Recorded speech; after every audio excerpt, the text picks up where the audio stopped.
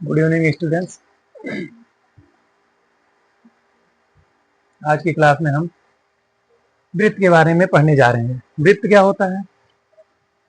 ये हमारा है वृत्त यानी सर्कल, जिसको इंग्लिश में सर्कल कहते हैं, हिंदी में वृत्त कहते हैं। वृत्त एक ऐसी आकृति है, वृत्त एक ऐसी आकृति है, ऐसी आकृति है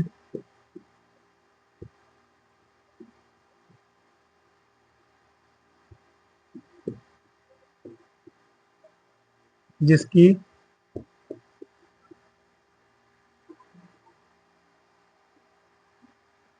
केंद्र से प्रत्येक बिंदु पर दूरी समान होती है। प्रत्येक बिंदु पर दूरी समान होती है।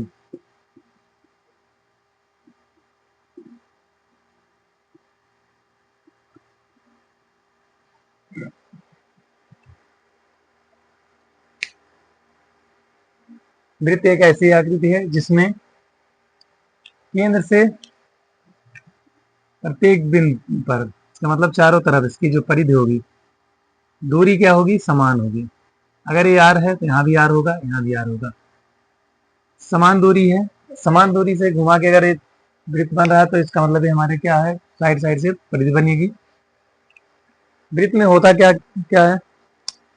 एक हो गया हमारा यहाँ से यहाँ तक पूरा खींचेंगे तो ये बनेगा हमारा डायमीटर। एक वृत्त से समान दूरी जो हो गई त्रिज्या, जिसको बोलते हैं आर को त्रिज्या। डायमीटर हमारा हो गया आर यहाँ पे, आर यहाँ 2r, इसका मतलब व्यास जिसको बोलते हैं। ये हो गई रेडियस, ये हमारा हो गया डायमीटर। डायमीटर त्रिज्या का 2 गुना होता है। अब इसमें और क्या होता है? वृत्त में केंद्र से हो गई दूरी, ये चारों तरफ की बराबर हो गई, जो कि ये त्रिज्या कहलाती है। अब एक जो चारों तरफ की दूरी है उसको क्या कहते हैं? परिधि। वृत्त के चारों तरफ की दूरी हमारी परिधि कहलाती है।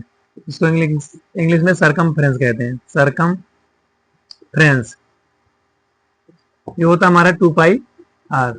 सरकमफ्रेंस ऑफ सर्कल अगर पूछा जाए तो ये तो हो जाएगा 2πr। और क्या निकालना रहता है इसमें? वृत्त का क्षेत्रफल। वृत्त का क्षेत्रफल निकालने के लिए वृत्त का क्षेत्रफल इक्वल टू, वृत्त का क्षेत्रफल बराबर होता है πr²। पाई की वैल्यू 22/7 या फिर 3.14 में से कुछ भी आ सकती है।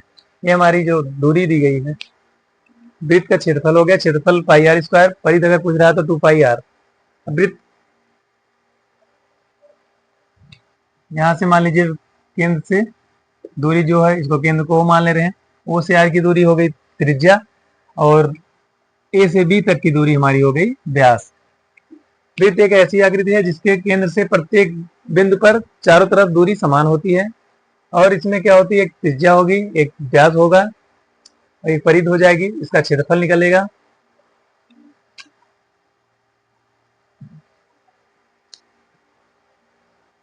इसके बाद आता है हमारा अर्धवृत्त।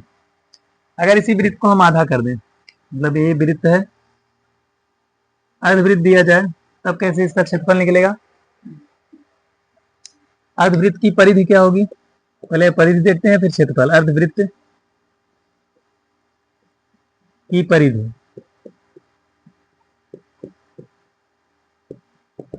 परिधि ये तो पूरा हमारा था, 2πr हो गया, इसका मतलब ये आधा है। 2πr पूरा होता तो ये आधा हो गया, तो इसका मतलब πr बनेगा।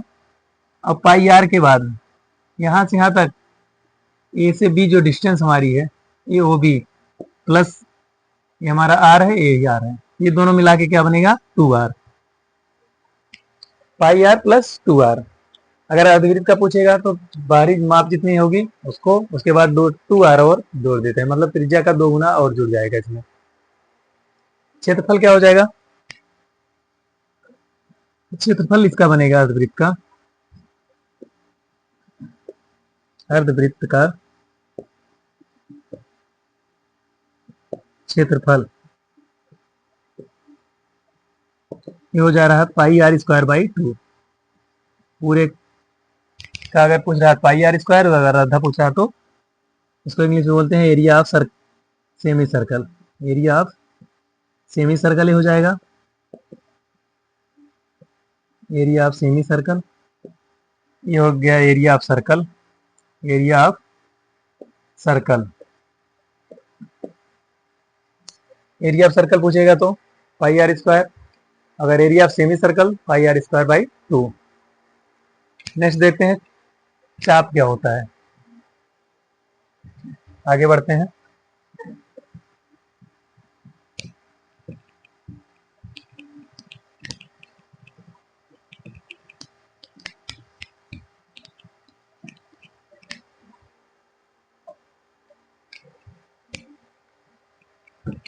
ये हमारा सर्कल था, इसका अगर पार्ट ले लिया जाए, ये यहां से यहां तक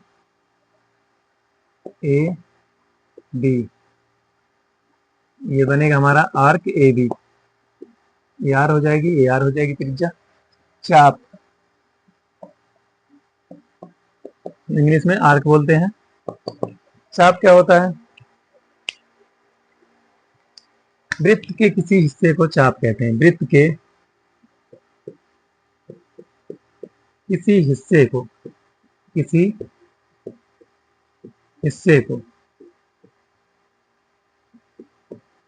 चाप कहते हैं, चाप कहते हैं। वृत्त का हिस्सा जैसे आर्क, चाप ए बी, ठीक, ये यहां से यहां तक आपका आर्क ए बी है। चाप की लंबाई कैसे निकाली जाती है? चाप की लंबाई,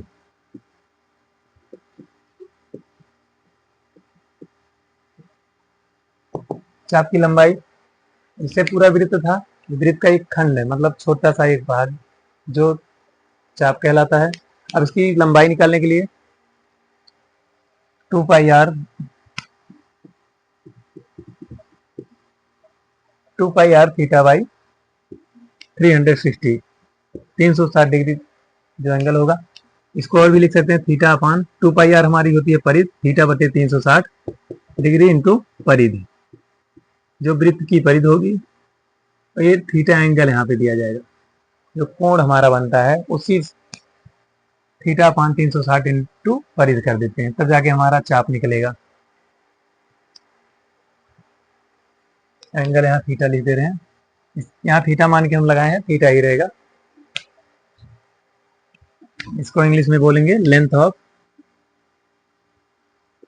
ऑफ आर्क। अभी हो गया वृत्त, अर्धवृत्त, वृत्त का क्षेत्रफल, अर्धवृत्त का क्षेत्रफल। इसके बाद हमको देखना है कि खंड क्या होता है इसका, सेक्टर, खंड। जिसको वृत्त में पढ़ रहे हैं तो वृत्त खंड बोलेंगे, और कहीं पे पढ़ते हैं तो वृत्त उसके अकॉर्डिंग खंड, जिसको सेक्टर बोलते हैं। सेक्टर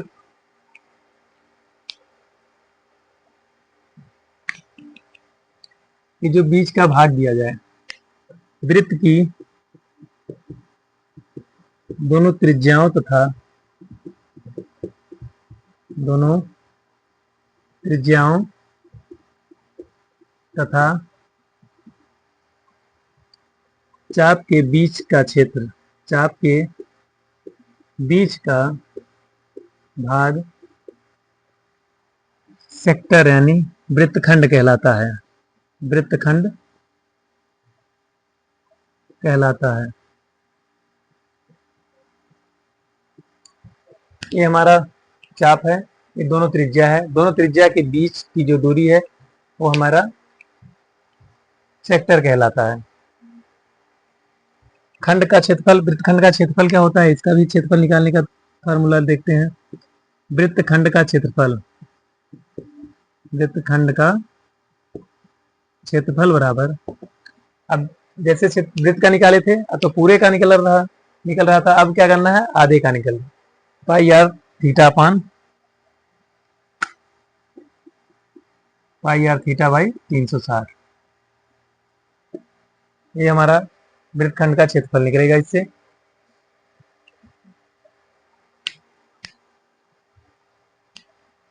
आगे बढ़ चलते हैं।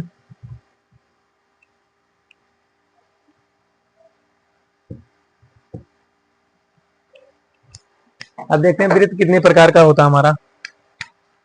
वृत्त के प्रकार, वृत्त के प्रकार किस किस टाइप के हमको वृत्त यहाँ पे पढ़ने हैं। एक इन सर्कल होगा, एक जैसे कहीं ट्रायंगल के अंदर दिया जाएगा, एक बाहर अंतःवृत्त एक होगा, एक बाह्य वृत्त होगा। पहला पढ़ते हैं इन सर्कल अंतःवृत्त, अंतःवृत्त, ये अंतःवृत्त क्या होता है, जैसे मान लीजिए ये वृत्त है, इसको हम इसी ट्रायंगल के अंदर लिख दें, ये यहां से होता हुआ जाएगा।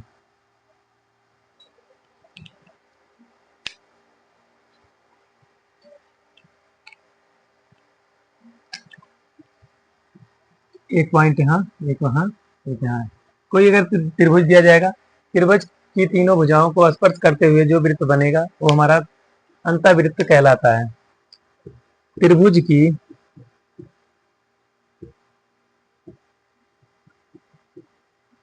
भुजाओं को स्पर्श करता हुआ, को स्पर्श करता हुआ जो वृत्त बनता है, जो वृत्त बनता है अंतःवृत्त कहलाता है, अंतःवृत्त कहलाता है। ये हमारा अंतःवृत्त दिया गया है। वृत्त जो बनेगा हमारा त्रिभुज के अंदर बनेगा, वो भी भुजाओं को स्पर्श करते हुए बनेगा। अंतःवृत्त की त्रिज्या क्या होगी, रेडियस इसकी, अंतःवृत्त की त्रिज्या,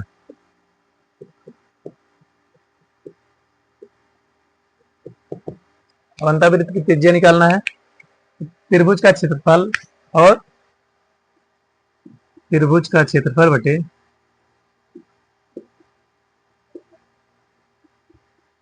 अर्ध परिमाप, त्रिभुज का क्षेत्रफल बटे त्रिभुज का अर्ध परिमाप, इसको बोलेंगे डेल्टा, इसको अपन एस, डेल्टा बाई एस से डिनोट करते हैं। ये हमारा त्रिभुज का क्षेत्रफल कहलाता है।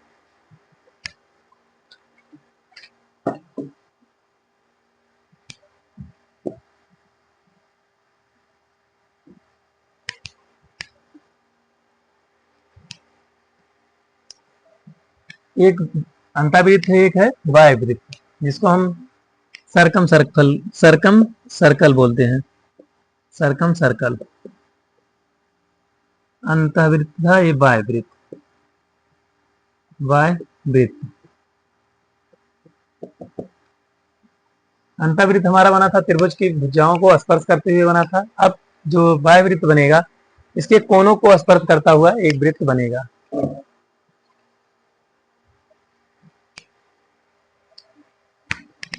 त्रिभुज की, त्रिभुज के कोनों को स्पर्श करते हुए, कोनों को स्पर्श करता हुआ वृत्त, करता हुआ वृत्त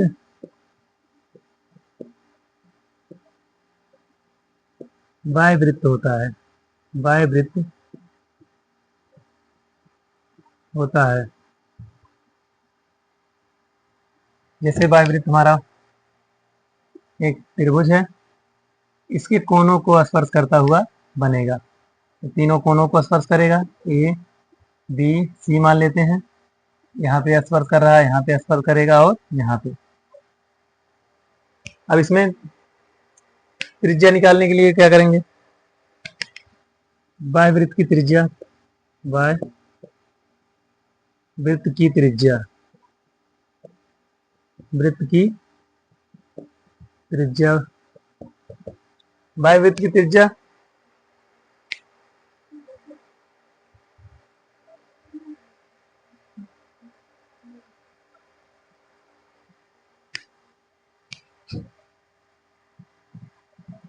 यहाँ लिखते हैं ऊपर,